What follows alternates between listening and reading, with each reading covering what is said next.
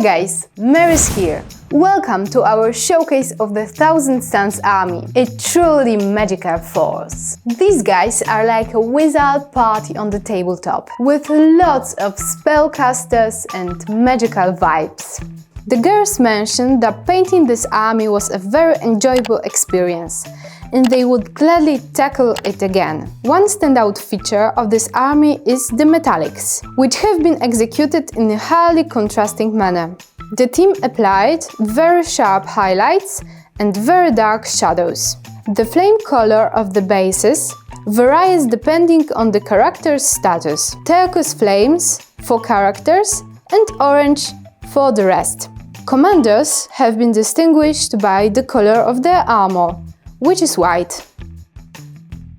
We will show you how we painted this army using a demon prince as an example. Let's welcome Nicola.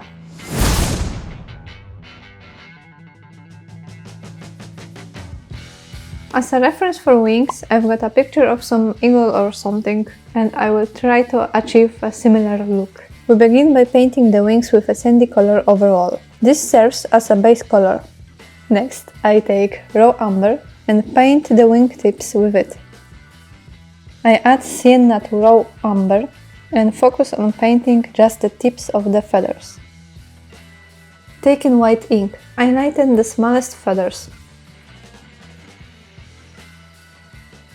Using black ink, I slightly darken the wings further. For the main model, I applied a black base coat, leaving the OSL white. I use grey to highlight the muscles. The color shouldn't stand out too much, while also not being too bright. In the areas where I applied this paint, I use inks. They are transparent and add depth to the skin color. I use graphite blue for highlights on the skin. Now I will work on the fiery effect on the skin. First, I lighten the areas with white ink where I will be applying colors. I start with yellow in the brightest areas, followed by red ink, which I also apply to the darker areas on the skin. Ensures a seamless blend and a smooth transition.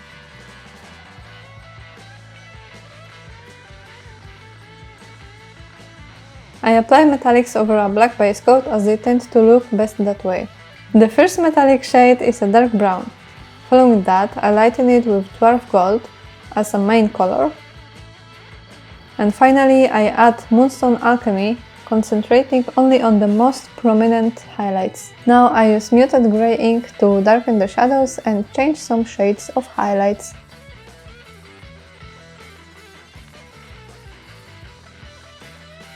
For masking, I used Therapy Putty, which has been our discovery from last year. This substance, originally designed for hand exercises, also works excellently for masking irregular shapes and leaves no residue on the model.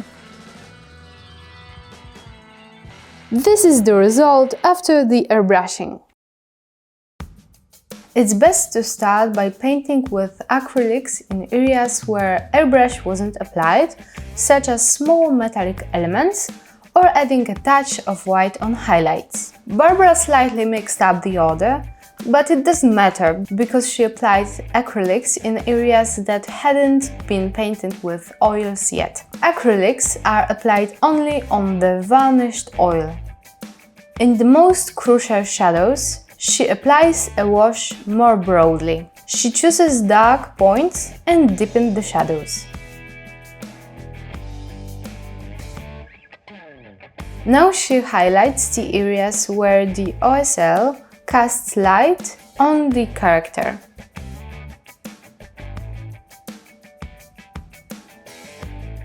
It's worthwhile to do this step early because we identify areas that it's no need to paint further. This speeds up the figure painting process and yields a good effect.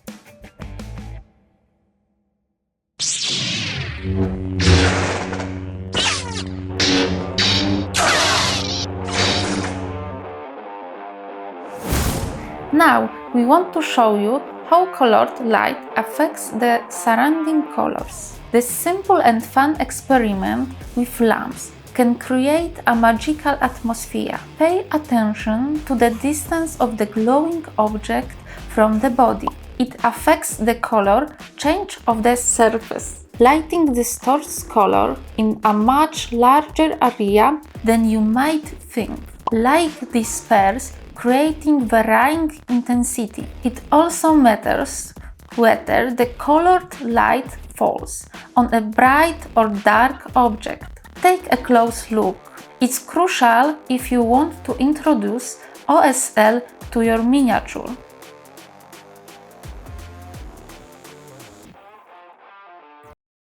She creates a wash for the fiery light effect on the symbol on the chest. Simultaneously, she uses red paint to extend this effect to other body parts, making the recesses more interesting.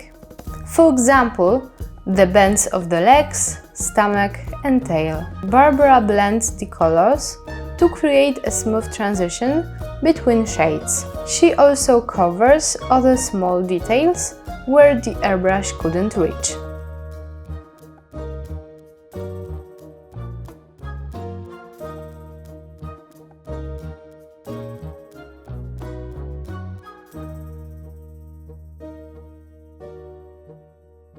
She works on adding light effects to the parchment.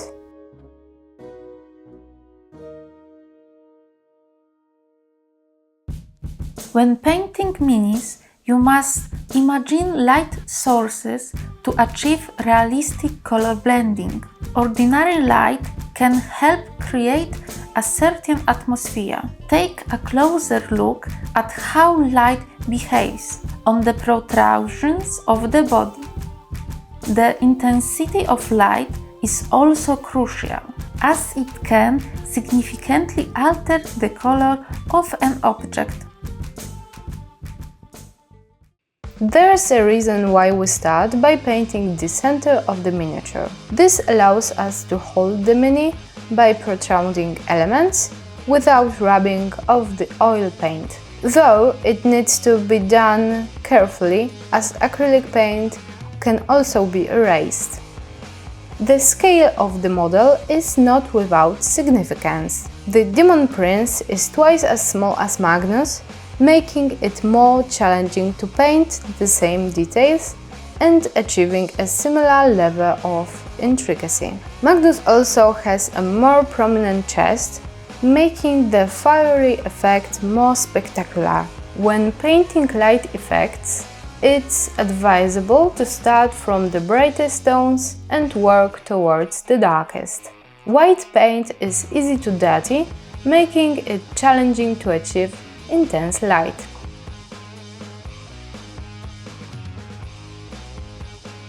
To add more details to the miniature, a brighter tone is added to the existing color in areas where it's applied. For instance, highlighting the big edges or adding light points.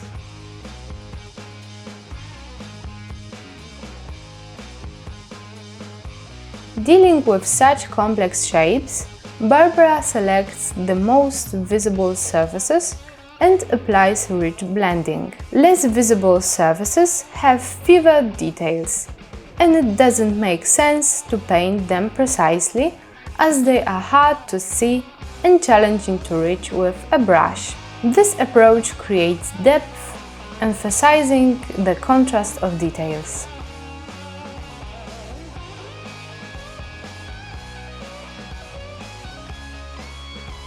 For the tail, Barbara decides to repaint it slightly and highlights the scales. She adds brighter tones to distinguish the dark surface and introduce a pale blue paint on the protrusions. Before we continue with the painting, let's welcome our favorite Polish teacher, Pavo. Hello, dear students. Welcome on our next lesson. A word for today is płomień. It means a flame. I repeat, płomień. Thank you, Pavo. Now, let's move on to painting the wings. The wings, having received a rich airbrush treatment, will primarily involve the use of washes.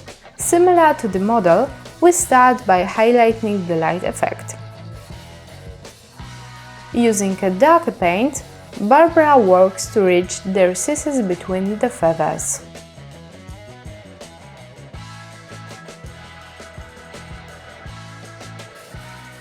She applies the light using undiluted paint for better coverage.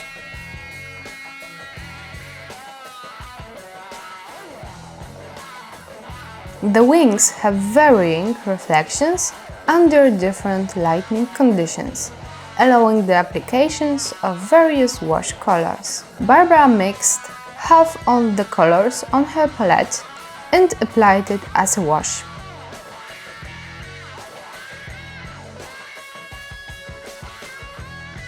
Applying dark paint involves simultaneous blending.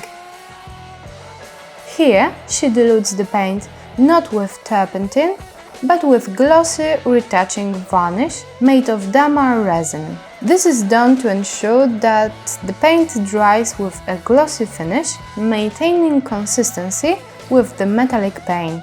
There are various types of mediums for mixing oil paints. Let us know if you'd like to learn more about them. She selects protruding elements to apply a light to.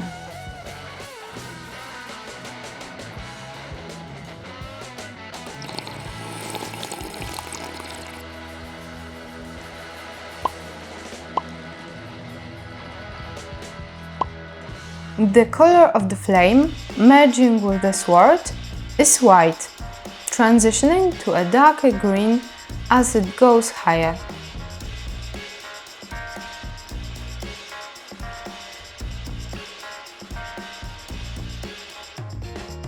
Pavo applies varnish.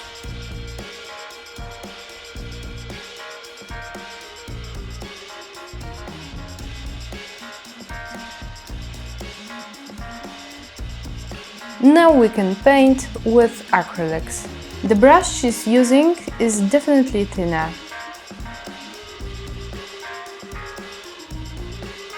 She precisely paints all the small details, focusing on the light, highlights and edges.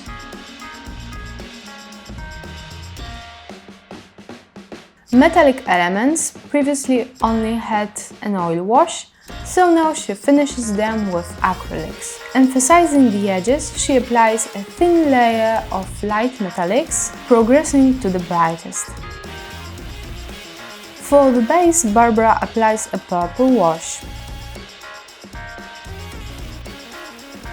Then, in the most prominent areas, she adds light, first with an orange color, then gradually lightening it until it reaches white.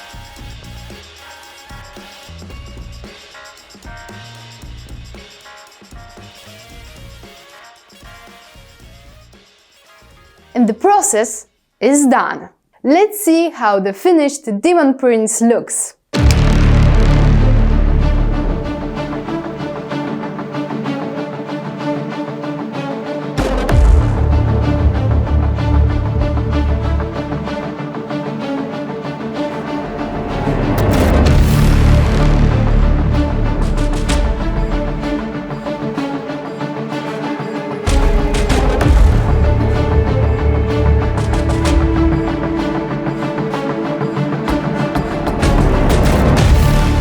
Thank you so much for watching. If you liked today's video, don't forget to press the like button and leave the comment down below with the word you learned today. And if you want to see more of our videos, don't forget to subscribe our channel. And quick announcement, we have opened our store, so don't forget to check it out. Bye bye!